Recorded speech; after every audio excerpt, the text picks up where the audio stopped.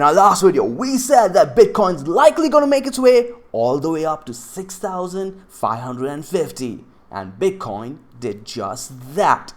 But now the question is, what's Bitcoin going to do next?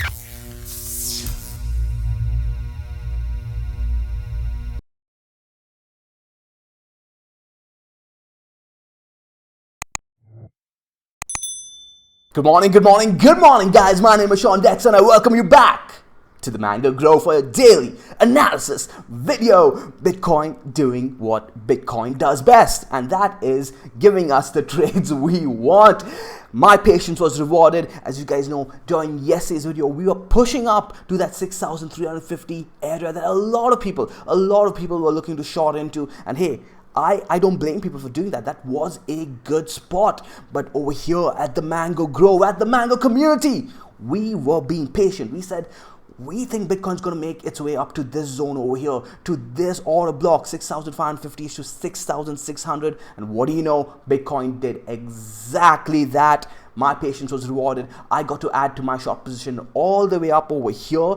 I not only added the profits that I took over here, but I decided to be a little bit more risky with this one and added even more on top of that. So I do have a nice position now, sitting from our first position all the way over here at 6,650 and now 6,550, with profits taken at around 5,800-ish as well, right? So I'm liking what is set up for me if things go my way.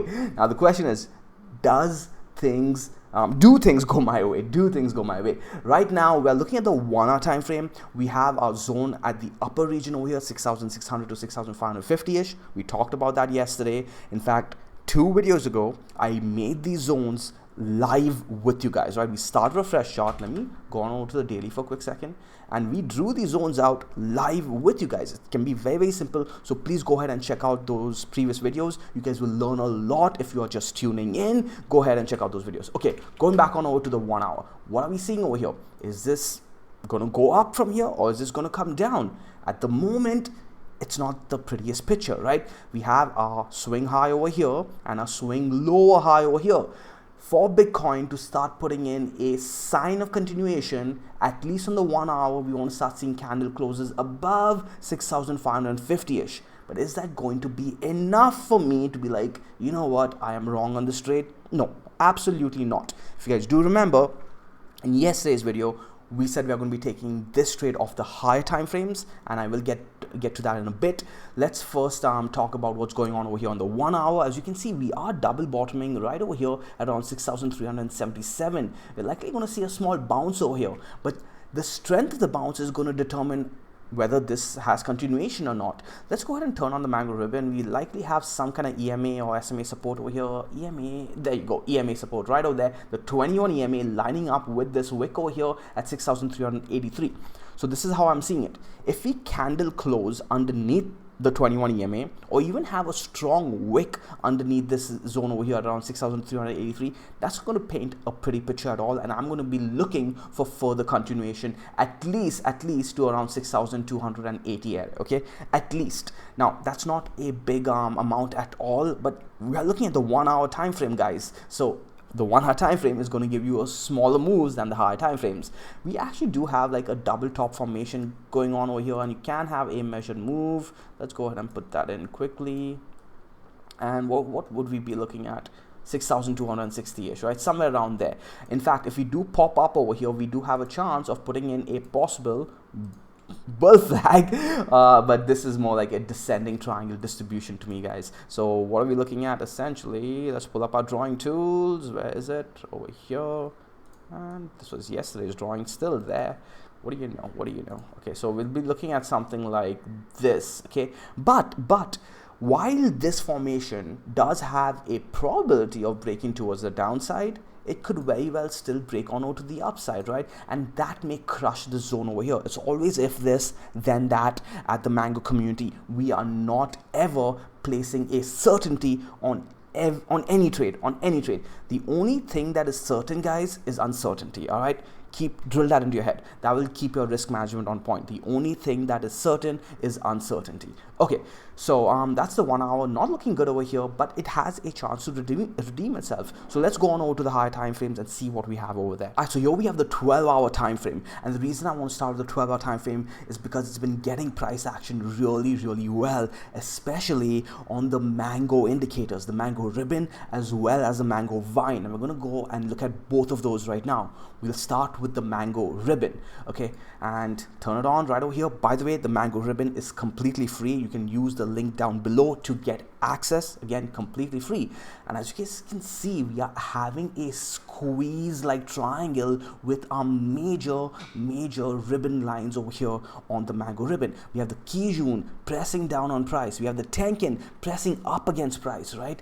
And price has been oscillating in between the Kijun and the Tenkin over there really well. Look at that. We use that resistance right over here, and then we came down and found support on the Tenkin, tested again, bounced a little bit through it, and then went and tested the Kijun again. And then where do we come down after that? Came down and found support on the Tenkin. But this is where things get a little bit ugly. We lost the Tenkin and convincingly closed 1, 2, 3 candles underneath before coming and testing it once more. But where are we finding some resistance after closing above it? On the Kijun. So while we did manage to close above the Tenkin 21 and the 10 SMA, this is looking a little bit weak over here. You can see that there's a lot of resistance that the 12-hour time frame needs to chew through. But if it does manage to do that, right, it does have a chance of making a move up to around 6,800 once again. But over here, it's not showing me too much confidence. And if the 12-hour loses this juncture over here, guys, at around 6,345, you can see the Tenkin, the 10 SMA, and the 21 EMA all clustered up over there. If we close underneath and then we see the Kijun press down again, that's going to be even uglier. And we can see that this has been getting price action really well, and I'll be feeling even better about my short position, looking for perhaps all the way down to first, of course, 5,800. That is an obvious bounce zone, okay? But at that point, guys, we would have been putting in lower highs and a possible, this is where it's going to get a little ugly.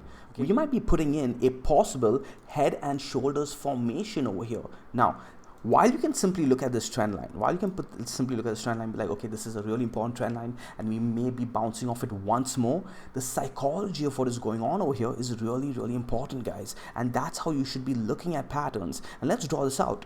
We have the bulls coming and pushing past this neckline right over here that was initially resistance, correct? We had a push up over it, okay? Failed to see continuation, came down, that's fine, that's how trends move. The bulls try again, and the bears push them down yet again.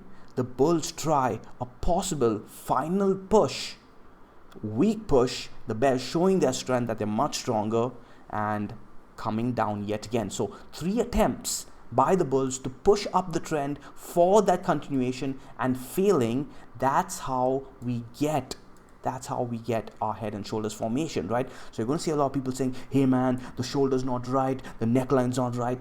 Try not to get too caught up on that, guys. Just nod your head at them, let them do their thing.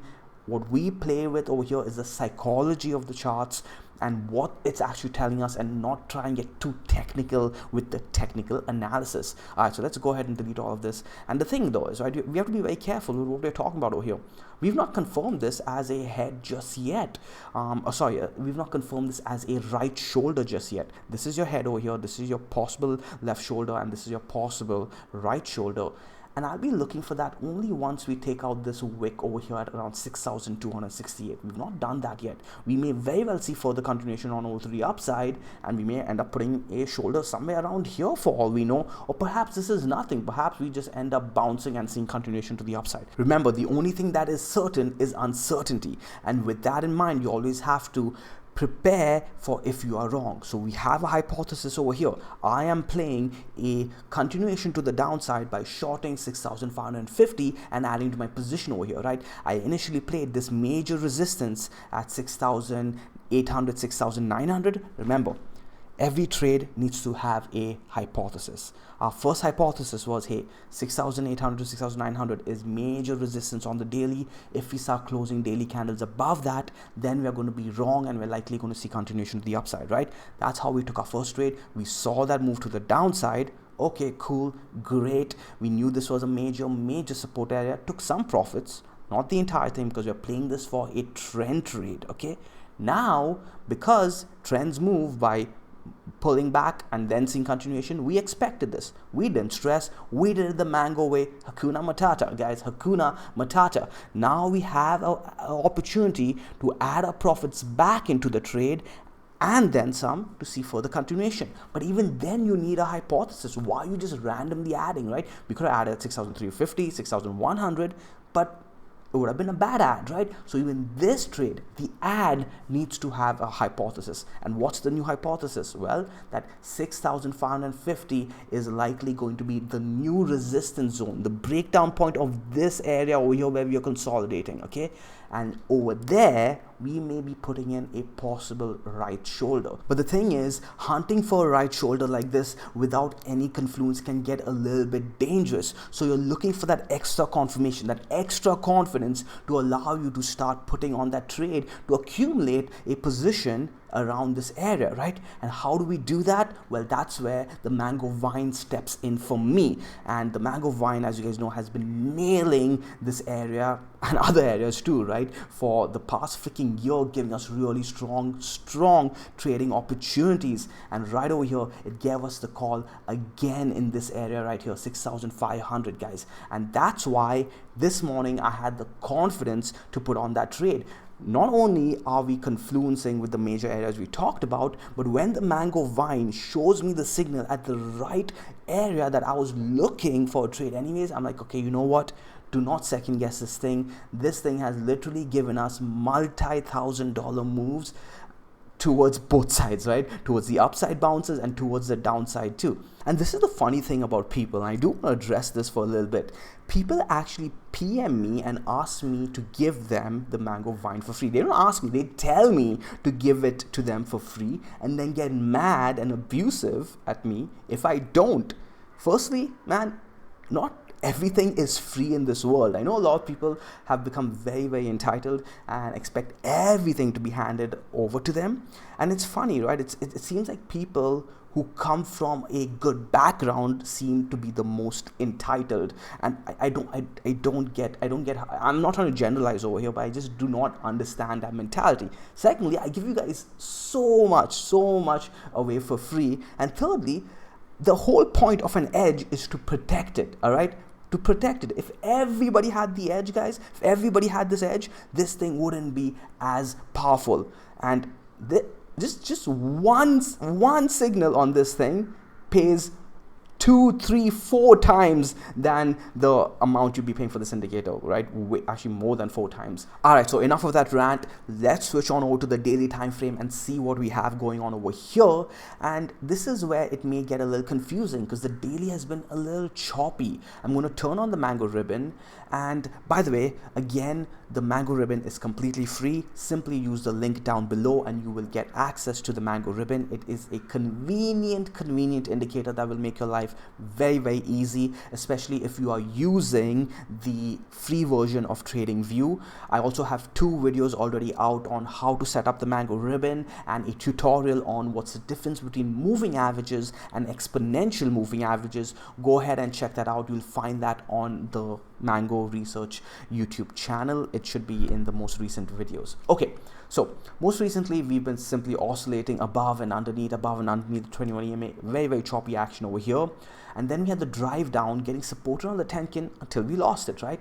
Now usually you'd be looking for these plays over here, especially when we came up to the 6,300 region to test the 10 SMA, but we weren't. In fact, if we switch on over to the 12 hour for a quick second, you'll see that, hey, even the 12 hour looked like a very good short opportunity, right? And this is what we talked about in yesterday's video. And I said I wouldn't blame you guys if you try for a trade over here, but I'm waiting for that 6,550-ish region. And why was I waiting for it? Because one, the mango vine had not given us the signal just yet. The mango vine was like, be patient, and it gave us that signal, and it confluenced with the daily 21 EMA test, and that's why I was looking for that daily 21 EMA test. I got this question from someone via PM. He's like, Sean, how do you decide when to look to short the daily 21 EMA versus the 12-hour 21 EMA, right? They're both good plays, especially since the daily 21 EMA has not been a good play recently. Well, I was looking for that confluence with the 12-hour wine, along with other things too, right? But the 12-hour wine has been so powerful that I'm going to keep playing it until it stops working, right? That's just simply how trading is. You keep playing it until it stops working. It may sound absurd to a lot of you, but that's how simple it can be. You play it until it works. So this is what's confusing about the daily. We have 10 SMA support over here, right? We came closed above it, and now it looks like we're supporting against it, but the 21 is proving resistance. So we have that squeeze going on over here. So let's do this. Let's switch on over to the higher time frames and let's see if we're getting any clarity there. Now the 2-day is telling us, ooh, they're stuck literally in between a major juncture over here, 7,000 region, 7,200 region, and the 10 SMA that we found support at right underneath over there, the wick at 5,900, 5,850-ish, right? So the 2-day is getting a little bit more confusing for us now, and it actually is hinting towards a move towards this region over here at around 7,200. Not liking that look at all for my bearish case. Now let's switch on over to the 3-day. Ooh, the 3-day looks like the 10 SMA pressing down on price very aggressively, rejecting the 200 MA on this price action right over here on this major candle, and then ever since then every attempt towards the top side over here has been rejected by the 3-day 10 SMA. Rejection does seem like a rejection. Now this is where we can kinda help our hypothesis, right? We can basically say, if we close a 3-day candle above the 10 SMA and we start seeing the 10 SMA angle towards the upside as well, then we can say we are wrong on our trade, and we can start looking for moves towards 7,200. And what does that line up with? That lines up with the 2-day meeting its major juncture over here. Now, just because we start closing candles over the 10 SMA doesn't mean we turn bullish. It just means that we may have further upside and we may need to renege on our most recent trade, and that's fine. You're not going to be right on every trade, right? We've been getting it right, and I want to caution against that, guys. Just because I've been getting trades right does not mean you guys use this channel as a calls channel. Use this channel to learn my mindset, learn how I'm approaching trades, and make it your own and take trades on your own analysis. I am going to get it wrong, and if that's the one trade that you end up taking a huge position on and you get wiped out, you will hate yourself for it, and you will end up blaming me too, which is not the way this is supposed to happen, guys. So the 3-day is closing in 2 days and 19 hours. It's a brand new 3-day candle.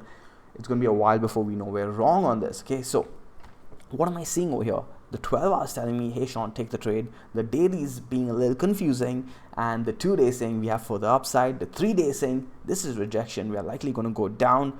Confusing, right? That's why you have to get a holistic idea of what the story is telling you. And here, the story is telling me that, hey, we are in a downtrend and we have a potential chance of putting in a high over here around 7,000. But I'll be looking at the candle closes rather, and I'll be looking at, hey, 6,800 as a possible swing lower high on the 3-day time frame. And as long as we are closing candles underneath there at 6,800 on the 3-day, I'm going to be liking my trade towards the downside, because overall, guys, the higher time frames, the 3-day, the weekly, and even the monthly is not looking so good right now. With that being said, let's switch on over to the monthly now, and that's where we'll wrap things off. And the monthly is by far the most important, especially since we are closing the month today. So I literally saved the best for last. And again, we have the mango ribbon open over here. We have the monthly chart, and what should we be looking at? Well, the major level that we've been eyeing ever since this month opened was, hey, that 7,300 region, right? Let's go ahead and see what's the exact 21 EMA in at 7,318 as of today. It's likely going to close somewhere around there, and it's going to basically cement itself at that number now because we're closing the monthly, right? Can Bitcoin come and actually defend that? Hey, Bitcoin has done crazier things. We have 18 hours. In 18 hours, Bitcoin can most definitely pump 10 to 15% and actually close above that. Am I looking for that with the current price action? I don't think that is likely. It could happen. It's not likely. It's not probable. But there are other levels that are important that Bitcoin can save itself for the monthly. I'm going to go ahead, turn off the mango ribbon. Oops, what did I just turn off? Turned off the volume. Okay, what we're going to do is I'm going to delete all horizontals too, remove all drawings. I'm going to mark some horizontal lines, fresh horizontals. We're going to use these candle closes right over here. Mark that out. Okay, clearly that's sitting at around 6,900-ish. Clearly we've been using that as resistance on the monthly time frame. Mark these guys out too. Zoom in a little bit to make sure we're getting it right. Okay, cool. And I'm also going to mark out this guy right over here, right before the major breakdown. So we have a zone over here and we have a major line over here. 6,900, we know about that line. We know we've been resisting against that. But what about this guy over here? It looks like Bitcoin's actually might close above that, right? Let's go ahead and look at the 4-hour time frame. How is that panning out? Ooh, using that as support. This is where things get interesting, guys.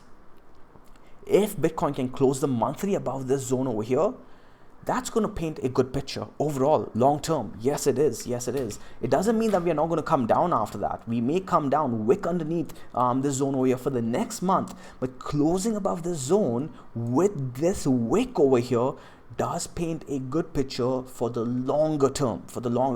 But we could still come and wick down to around 4,700. I'll be looking at this line over here, perhaps for the next month. 4,700, 4,500-ish, and then see another defense of that line over here. If we do that, that's going to be me beginning to be like, you know what, Bitcoin might be turning around over here, right? So what are we looking for? We're looking for Bitcoin to first defend this today. If we close underneath this, that bull case is out of the window, okay? And the only reason, guys, that even is a bull case is because we have such a long wick over here. If we didn't have this wick and we had something like this, it would be like a little bit because we'd be closing underneath these candles over here at around 7,100-ish, 7,200-ish. Let's go ahead and mark it. So closing this month underneath here is not a good picture at all. But the fact that we have this major wick over here, the fact that we have this zone over here that we might be defending, paints a potential mid to long-term bullish picture for Bitcoin. Other than that, not looking good. I'm still bearish until we cement those things in place. All right, so let's wrap this up with a quick recap. Here we have Bitcoin on the 1-hour time frame, and we know now that Bitcoin is sitting on some major monthly support around 6,380-ish to 6,400. We're closing the month in around 18 hours now, and if we lose that level, it's not going to be a good look at all. Currently on the 1-hour time frame, we are showing some weakness, swing lower highs, turning on the mango ribbon. You'll see that the 21 EMA is supporting us, losing that 21 EMA over here, closing at least 2 1-hour candles over here underneath is going to make me look for that move to 6,244-ish.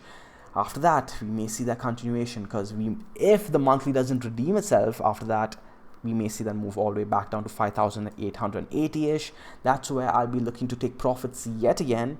Basically the same play. If we break down, again guys, taking profits, but not profits of the entire position. Remember, when I'm playing a trend trade, always assume that Sean is not going to take his entire profits out, okay? I'm okay sitting through profits being given back to the market for a bigger move, and I am hunting for a bigger move, first down to 5,000, then down to possibly 4,200, and then we will reassess from there. As of now, some weakness over here on the 12-hour. We talked about how the wine gave us that signal, and so far so good. Already going really well. Already a good $150, 130-ish based on my position. But that's it for today, guys. I really hope you guys enjoyed this video. Please let me know in the comments down below. Your feedback means way more than you think, and it helps a lot more in actually me deciding whether I should be doing more of these kind of videos, or perhaps I should be doing some other kind of video. So yeah, let me know your thoughts. Leave a comment down below, leave a like, throw a subscribe, share it with your mom, share it with your dad. Preach the mango way, the stress-free way of trading. This is how simple it can be if you're just patient, guys. See you in tomorrow's video.